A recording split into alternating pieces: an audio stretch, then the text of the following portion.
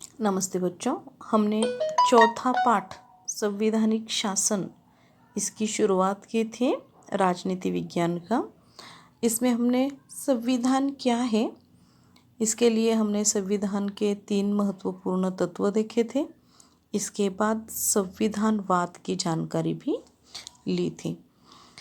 अब हम लोकतांत्रिक शासन के महत्वपूर्ण प्रकार ये मुद्दा देखेंगे। तो लोकतंत्र, भारत ने लोकतंत्र अपनाया है। लोकतंत्र में जहाँ पर शासनकर्ता यानी अपने जो प्रतिनिधि हैं जनता द्वारा चुने जाते हैं, वहाँ पर लोकतंत्र स्थापित होता है।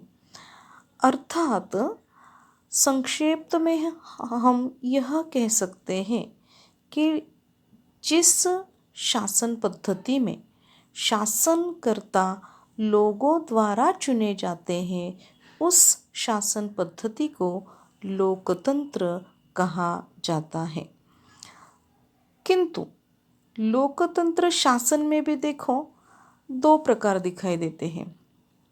एक संसदीय शासन पद्धति और दूसरी है अध्यक्षीय शासन पद्धति। संसदीय शासन पद्धति अपने भारत में और यूनाइटेड किंगडम में अर्थात इंग्लैंड में है। तो अमेरिका में अध्यक्षीय शासन पद्धति है। तो इन दोनों शासन पद्धतियों का अध्ययन हमें इस पाठ में करना है। तो अध्यक्षीय शासन पद्धति और संसदीय शासन पद्धति, इन दोनों शासन पद्धतियों में विधायिका यानी जिसको कानून बनाने का अधिकार होता है और कार्यपालिका जो कानूनों को लागू करती है, इनमें परस्पर संबंध है वो अलग अलग होते हैं। विधायिका और कार्यपालिका के बीच के संबंधों के आधार पर यहाँ पर हम संसदीय शासन पद्धति का अध्ययन करेंगे। तो हम पहले देखेंगे संसदीय शासन पद्धति। यहाँ पर आपको देखिए प्रश्न पूछा जा सकता है, बड़ा प्रश्न ये दीर्घोत्तरी पूछा जा सकता है कि संसदीय शासन प्रणाली स्पष्ट कीजिए।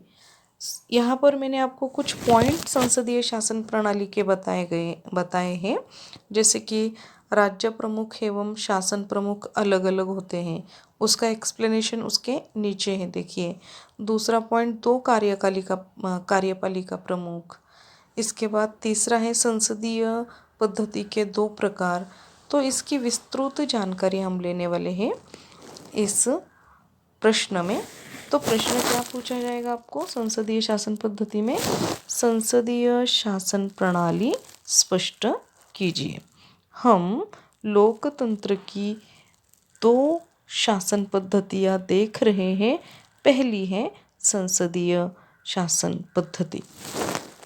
तो संसदीय शासन पद्धति में राज्य प्रमुख और शासन प्रमुख अलग होते हैं।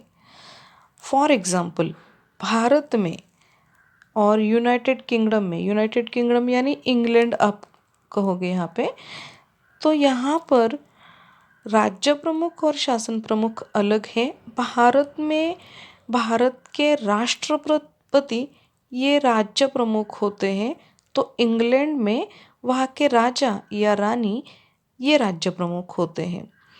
तो प्रधानमंत्री यह वास्तविक शासन प्रमुख होते हैं। तो यहाँ पर अपना पहला पॉइंट देखा हमने, राज्य प्रमुख एवं शासन प्रमुख अलग अलग। समझ में आया? प्रधानमंत्री अपने मंत्रिमंडल को मिलाकर ये शासन कारभार देखते हैं। प्रधानमंत्री, मंत्रिमंडल और राष्ट्रपति ये तीनों मिलकर यहाँ पर कार्यपालिका बनती है। राष्ट्रपति या फिर राजा ये केवल नाम मात्र शासन प्रमुख होते हैं और वास्तविक सभी सत्ता है वो प्रधानमंत्री के हाथ में केंद्रित होती है। प्रधानमंत्री अपने मंत्रिमंडल के साथ मिलकर अपने सत्ता का प्रयोग करते हैं। समझ में आया। भारत का उदाहरण आपको यहाँ पर लेना है। राष्ट्रपति ये केवल नाममात्र प्रमुख होते हैं और सभी जो वास्तविक सत्ता है वह प्रधानमंत्री के हाथ में केंद्रित होते हैं। राष्ट्रपति नाममात्र प्रमुख होते हैं। यहाँ पर पहला पॉइंट अपना हमने देखा। दूसरा पॉइंट हम देखेंगे, दो कार्यपालिका प्रमुख। संसदीय शासन पद्धति में दो कार्यपालिका प्रमुख होते हैं। एक होता है नामधारी प्रमुख और दूसरा होता है वास्तविक प्रमुख। नाममात्र प्रमुख कौन होता है? राष्ट्रपति। भारत में राष्ट्रपति और इंग्लैंड में वहाँ का राजा या रानी। और दूसरा वास्तविक प्रमुख। वास्तविक प्रमुख होता है अपने देश का प्रधानमंत्री, अर्थात सभी जो आदेश हैं वह प्रधानमंत्री देते हैं। वास्तविक सत्ता प्रधानमंत्री के हाथ में केंद्रित होती है। तो इस तरह से ये जो संसदीय शासन पद्धति है उसके दो प्रकार यहाँ पर हम कह सकते हैं। एक संवैधानिक राजतंत्र और दूसरा है गणतंत्र, यानी नामधारी प्रमुख और नाममात्र प्रमुख। इन दोनों मुद्दों के आधार पर हम अपना तीसरा संसदीय शासन पद्धति का पॉइंट बना सकते हैं। संसदीय पद्धति के भी दो प्रकार होते हैं। पहला संवैधानिक राजतंत्र और दूसरा गणतंत्र। यहाँ पर देखिए तीसरे पॉइंट के दो सब पॉइंट और ब आपको यहाँ पर दिखाई देंगे। तो इस तरह से हम संसदीय पद्धति के दो प्रकार अपना तीसरा पॉइंट देखेंगे। उसमें पहला संवैधानिक राजतंत्र। संवैधानिक राजतंत्र यानी देखिए क्या है कि जहाँ जो नामधारी शासक है यानी राष्ट्रपति भारत में और इंग्लैंड में वहाँ का राजा। इंग्लैंड में क्या होता है कि वहाँ का जो राजा है वंशानुगत यानी वंश परंपरागत उसके पद पर आता है। यानी जो इंग्लैंड का राजा है वह अपने वंश परंपरागत पद्धति से अपने पद पर आया है। राजा के बाद उसका बेटा राजा, उसके बाद उसका बेटा राजा। आपने देखा होगा Prince Charles one, Prince Charles to, ये इंग्लैंड के राजाओं के नाम आपने सुने होंगे। तो संवैधानिक राजतंत्र संसदीय शासन पद्धति में पहला कि संवैधानिक राजतंत्र यानी जहाँ पर शासन प्रमुख है वह अपने वंश परंपरागत तरीके से पद प्राप्त करता है। तो दूसरा पॉइंट है गणतंत्र। गणतंत्र यानी देखिए यहाँ पे दूसरा, जहाँ पर जो नामधारी शासक होता है वह वंश परंपरागत तरीके से अपना पद प्राप्त नहीं करता, तो जनता अप्रत्यक्ष रूप से उसे चुनकर देती है। उत्तम उदाहरण है गणतंत्र का अपना भारत। भारत में क्या होता है, भारत का जो राष्ट्रपति है वह वंश परंपरागत तरीके से अपने पद पर नहीं आते। यानी राष्ट्रपति का बेटा फिर राष्ट्रपति बनेगा, उसका बेटा राष्ट्रपति बनेगा, ऐसे अपने भारत में नहीं होता। तो भारत में जो राष्ट्रपति का चुनाव है वह अप्रत्यक्ष तरीके से होता है। यानी लोगों ने जो प्रतिनिधि चुनकर दिए हैं, लोकसभा के जो सांसद हैं, विधानसभा के जो विधायक हैं, उनके द्वारा राष्ट्रपति का चुनाव होता है। तो इस पद्धति को हम क्या कहेंगे, गणतंत्र। अपने भारतीय संविधान की यह प्रमुख विशेषता है कि भारत में गणतंत्रात्मक शासन पद्धति अपनाई है। समझ में आया? तो इस तरह से हमने संसदीय शासन पद्धति के दो प्रकार, संवैधानिक राजतंत्र और गणतंत्र, इन दो मुद्दों की जानकारी ली है।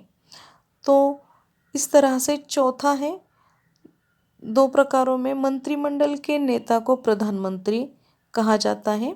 संसदीय शासन पद्धति में जनता ने चुनकर दिए हुए जो प्रतिनिधि हैं वह शासन चलाते हैं।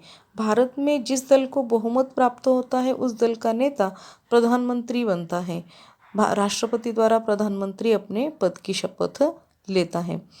प्रधानमंत्री की इच्छा के अनुसार राष्ट्रपति या राजा मंत्रिमंडल के अन्य मंत्रियों की नियुक्ति करते हैं और मंत्रियों की सहायता से प्रधानमंत्री शासन चलाते हैं और इसीलिए प्रधानमंत्री को वास्तविक शासन प्रमुख कहा जाता है। अध्यक्षीय शासन पद्धति में ऐसा नहीं होता। अध्यक्षीय शासन पद्धति में सभी अधिकार राष्ट्राध्यक्ष के हाथ में केंद्रित होते हैं। प्रधानमंत्री और उसका मंत्रिमंडल है वो संसद में बहुमत होने तक ही अपने पद पर बना रह सकता है, यानी प्रधानमंत्री और उसके मंत्रिमंडल ने अपना बहुमत गंवाया तो उन्हें उनके पद से हटाया जाता है, यानी सरकार गिरती है। तो संसदीय शासन पद्धति में अधिकांश देशों में संसद के 2 सदन होते हैं। फॉर एग्जांपल यूनाइटेड किंगडम में यानी इंग्लैंड में हाउस ऑफ लॉर्ड्स और हाउस ऑफ कॉमन्स, ये 2 पार्लियामेंट के सदन हैं। तो भारत में लोकसभा और राज्यसभा ये भारतीय संसद के 2 सदन हैं। लोकसभा और हाउस ऑफ कॉमन्स के जो प्रतिनिधि है वो लोगों द्वारा प्रत्यक्ष मतदान से चुने जाते हैं, यानी भारत में लोकसभा के जो सदस्य हैं यानी अपने जो सांसद हैं, हम भारतीय जनता प्रत्यक्ष मतदान से चुनकर देते हैं। तो इंग्लैंड में जो हाउस ऑफ कॉमन्स है उसके जो प्रतिनिधि इंग्लैंड की जनता प्रत्यक्ष रूप से चुनकर देती है। तो इस तरह से तो इन्हीं दो सदनों में बहुमत प्राप्त होने तक कार्यपालिका अर्थात प्रधानमंत्री और उसका मंत्रिमंडल अपने पद पर बने रहते हैं। तो इस तरह से हमने इस पॉइंट की जानकारी ली। ये आपको इसके नोट्स से वो उत्तर के रूप में लिखने हैं। मैंने आपको PDF भी भेज दिया है। अध्यक्षीय शासन पद्धति की जानकारी हम अपने अगले लेक्चर में लेंगे। धन्यवाद।